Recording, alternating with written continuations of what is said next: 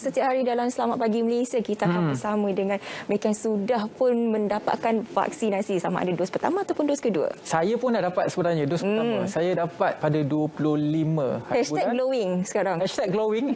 Hari Selasa lepas. Hari ini hari ketiga lah saya mendapat post vaksin. Masih lagi terasa. Sekejap lagi saya akan ceritakan pengalaman saya. Sebelum itu, kita nak cerita pengalaman siapa? Kita nak Kita nak bersama dengan seorang selebriti iaitu Datuk A. Aida yang telah pun bersiap sedia untuk berceritakan mengenai pengalamannya mendapatkan dos pertama dan juga kedua vaksin Pfizer. Tapi sebelum itu, ramai lagi yang belum mendaftarkan diri dalam program imunisasi kebangsaan ini. Apa yang anda risaukan sebenarnya? Kita pun tak faham sebab setiap hari di Selamat Pagi Malaysia kita memberitahu anda fakta dan juga kebenarannya. Jadi dengar daripada sumber yang sahih seperti kami di sini di Berita RTM. Sehingga hari ini lebih daripada 10 juta telah pun mendaftar. Tahniah kepada anda yang telah pun mendaftar dan juga hampir 1 juta rakyat Malaysia telah pun melengkapkan 2 dos vaksin. Tahniah juga kepada anda, dan ini adalah usaha kita untuk membentuk herd immunity. Dan kata Yang Berhormat Khairi Jamaluddin, insya-Allah pada bulan 6 dan juga bulan 7 nanti kita akan mempercepatkan program vaksinasi ini sehingga satu hari kita boleh menyalurkan vaksin itu kepada 150 ribu penerima vaksin setiap hari untuk membentuk herd immunity. InsyaAllah pada hujung tahun ini kita akan dapat membentuk herd immunity itu 70 hingga 80% daripada keseluruhan masyarakat Malaysia akan disuntik vaksin. Betul. Kita sering melihat drama-drama terbitan beliau ini, itu Datuk A. Aida. Kita nak bersama dengan Datuk A. Aida yang telah pun bersiap sedia. Assalamualaikum. Waalaikumsalam. Ya, selamat pagi. Selamat pagi. Sihat, Datuk? Alhamdulillah, syukur. Jadi Datuk, hari ini sudah hari keberapa menerima selepas dos kedua vaksin? Allah, mak lupalah pula. Oh, dah lama lah. Okey, bila sebenarnya tarikh tarikh dos pertama mendaftarkan dan juga mendapat suntikan? Allah, saya lupalah pula tarikh daftar. Tapi saya difahamkan saya ni kira artis pertama lah yang dapat vaksin. Alhamdulillah. Saya ingat. Mungkin date saya lupa. Dan Alhamdulillah lah saya dah lengkap 2 dos lah. Alhamdulillah. Datuk, sekarang masyarakat ini tengah bimbang. Sebab apa? Nak ambil vaksin, orang takut kesan sampingan itu setiap orang berbeza. Datuk, bagaimana kesan sampingan dos pertama dan juga dos kedua? Adakah berbeza ataupun apa yang Datuk rasa selepas itu? Okey, bagi saya Alhamdulillah, dan tim saya pun sebenarnya terkejut juga dengan saya punya kekuatan diri saya lah. Alhamdulillah saya memang tak ada apa-apa kesan sampingan. Yang dos pertama tu after suntik aja saya terus balik rumah dan main gym terus petang tu. Tapi rasalah sikit-sikit kat lengan. Dan dos yang kedua tu memang tak ada langsung. Yang tu saya pun kuat surprise lah. Tapi memang saya tak ada rasa apa-apa pun yang dos kedua tu. Cuma ada rasa macam sebesar kuman lah rasa dekat tempat suntikan tu. Tapi memang yang pertama tu lagi terasa lah. Dalam 2 hari tu berdenyut-denyut juga. Macam kita ambil BCG lah kan. Tapi yang kedua tu memang Alhamdulillah memang saya tak rasa apa-apa pun. Okey, sebab itulah kita katakan setiap orang lain-lain kesan dia. Selalu kita dengar dos kedua tu ada orang macam sakit-sakit. Tapi macam Datuk, kedua tak ada, satu sengal-sengal sikit. Betul. Macam saya punya tim pun, diorang semua sebelum suntik tu, okey semua dah ambil Panadol lah. Dia cakap biasa dos kedua semua akan memang lain dia punya simptom kan. Memang ada yang demam lah, tak boleh bangun. Tapi saya Alhamdulillah balik rumah tunggulah juga. The next day pun tunggu. Tapi Alhamdulillah saya tak ada apa-apa. Sihat, maksudnya sihat dalam Betul. Kerana ia bergantung kepada imuniti badan seseorang. Datuk Aida dari segi lifestyle-nya, kalau kita lihat di Instagram Datuk Aida sendiri seorang yang aktif. Bagaimana Datuk Aida menjaga kesihatan lah? Orang kata selain daripada kita mengambil vaksin, kita juga perlu menjaga faktor-faktor lain dari segi gaya hidup, pemakanan, exercise dan sebagainya. Bagaimana Datuk Aida mengamalkan gaya hidup yang sihat? Okey, saya ni memang bab tu memang saya jaga. Saya setiap pagi bila saya bangun je memang terus kat tepi katil saya tu saya dah letak vitamin C, saya punya fish oil dengan saya punya vitamin untuk saya punya skin lah. So sebelum makan apa-apa every morning memang saya ambil tu dulu. Lepas tu saya memang akan gym. Sekurang-kurangnya 3 kali seminggu saya akan gym. Nampak tu sebenarnya bukan saja petua kesihatan, petua awet muda pun ia juga. Betul. Nampak betul. Datuk. Saya buat kecantikan memang saya jaga. Betul. Macam persiapan sebelum mendapatkan vaksin itu bagaimana? Persiapan maksudnya untuk permudahkan lagi proses. Mungkin apa yang perlu disiap sediakan? Saya rasa tak ada apa pun. Macam kehidupan normal kita everyday. Bangun pagi, breakfast dulu, saya ambil telur apa semua. That's all. Macam biasalah sebenarnya.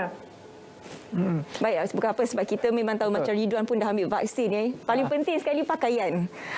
Pakaian tu supaya mudah disinsing. Datuk tadi pakai t-shirt yang mudah untuk disinsing. Yang tu betul. Macam kawan saya, dia pergi, dia pakai baju lengan panjang apa semua, tak pakai dalam. Tiba-tiba kat sana jadi kecoh. Macam mana kan? Nak jet, takkan nak buka baju. So, kalau nak pergi cocok vaksin pun, itu kena ambil kira lah. Kan? Maknanya kalau siapa yang pakai baju lengan panjang tu kat dalam, standby lah. Maknanya baju lengan pendek. Sebab nanti kena buka. Kalau lengan panjang, kita nak cincin dia punya lengan tu tak akan sampai. Betul. Datuk, kalau kita lihat situasi sekarang, ramai yang sudah pun mendaftar, ada yang dah dapat temu janji sekalipun, tetapi masih ramai lagi sebenarnya apabila sudah mendapat temu janji, dia takut kerana apa, banyak sebenarnya yang dilaporkan kesan sampingan ini tak dapat dipredik, setiap orang berbeza. Alhamdulillah Datuk tidak ada mempunyai masalah ataupun apa-apa kesan sampingan. Mungkin nasihat Datuk sikitlah kepada orang di luar sana. Apa yang paling penting adalah sekarang tindakan kita untuk beranikan diri untuk mengambil vaksin. Okey, pada saya semua rakyat Malaysia wajiblah untuk mengambil vaksin, because dengan vaksin ni je lah kita boleh mencegah COVID ni daripada merebak. Dan juga tak semestinya orang cakap bila ambil vaksin tu kita tak dapat COVID. Kita akan dapat juga COVID. Tetapi ibarat orang cakap bila COVID masuk kat badan kita tu, dia orang dah merangkak dah. COVID tu dah merangkak, dah lemak. So maknanya kita tak akan dapat simptom yang teruk lah. Dan yang paling penting, ini saja cara untuk kita mencegah COVID ni daripada merebak. Jadi saya menyeru kepada semua rakyat Malaysia, ambillah COVID. Tak perlulah takut. Ajal maut tu di tangan Allah. Kalau Tuhan cakap kau nak mati tengah hidup, kita boleh mati. Jadi jangan salahkan vaksin tu. Vaksin tu bukan penyebab kita nak mati. Ajal tu kat tangan Allah. Itu je lah. Bagi saya semua kena ambil. Betul. Sebab bila ambil tu at least kita dah selamat lah, kita diri kita ni. Orang cakap ada apa tu? Ada pertahanan lah bagi diri kita kan. Tak risaulah. Lindung diri, lindung semua. Satu perkara yang kita bimbang sebenarnya ialah kluster tempat kerja. Dan kita tahu Datuk ada production house sendiri. Sebagai majikan, bagaimana sebenarnya Datuk ingin memastikan impian dan juga hasrat kerajaan bagi mendapatkan herd immunity ini dapat dipraktikkan di dalam syarikat Datuk Aida. Adakah Datuk memaksa ataupun mewajibkan semua pekerja untuk mendapatkan sertifikat ini? Bagaimana? Memang kebanyakan staf saya, alhamdulillah, setahu saya memang semua dah daftar dan separuh daripadanya dah dapat. Dan juga katalah kalau kerajaan tak lama kemudian, maknanya kita individu boleh membeli vaksin ni di mana saja, insya-Allah saya akan ambil kepada semua staf saya dan juga semua ahli keluarga. Because why? Vaksin ni memang kita dah tahu dia untuk mencegah. Jadi kenapa kita tak nak ambil? Kenapa nak takut? Sepatutnya kita kena ambil lah benda yang boleh mencegah kita daripada penyakit COVID ni kan. So saya tak faham lah kepada sesiapa yang tak nak yang anti vaksin di luar sana tu. Kalau tak macam mana kita nak mencegah, because itulah salah satu cara. All over the world pun dah terbukti semua ambil vaksin kan. Itu je cara untuk diorang maknanya mengekang merebaknya COVID ni. Jadi diharap semua rakyat Malaysia alert lah. Dan alhamdulillah lah saya dengar sekarang ni semua dah berdaftar lah. Semua dah macam okey lah. Kesedaran itu makin meningkat, Datuk. Kesedaran kita makin meningkat. Mungkin sedikit pandangan Datuk SOP dalam industri kreatif. Ya, sedikit berbeza daripada dahulu. Banyak perkara yang kita dilimitkan untuk meneruskan industri kreatif ini dan ia memberi kesan, terutamanya pendapatan kepada golongan yang berada dalam industri seni ini. Pandangan dan juga komen Datuk bagaimana? Betul, memang kita terkesan sangat industri kreatif, tetapi kita akulah dengan kehendak kerajaan supaya PKP 2 minggu. So industri kreatif pun akulah.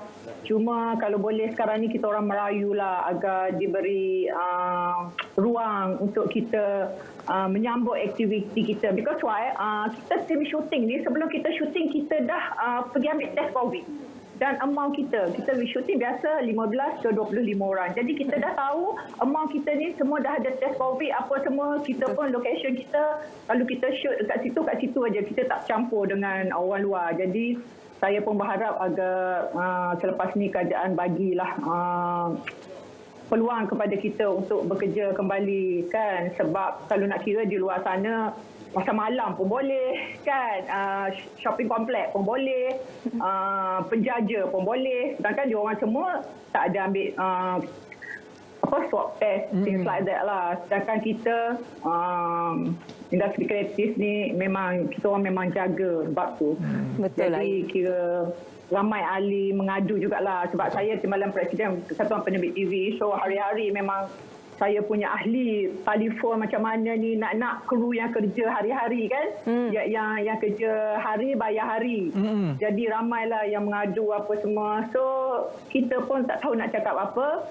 Saya just cakap berdoalah semoga COVID ni cepat berlalu dan semoga kerajaan kita pandanglah industri kreatif ni. Maknanya kita sebenarnya amat jaga dengan SOP yang ditetapkan.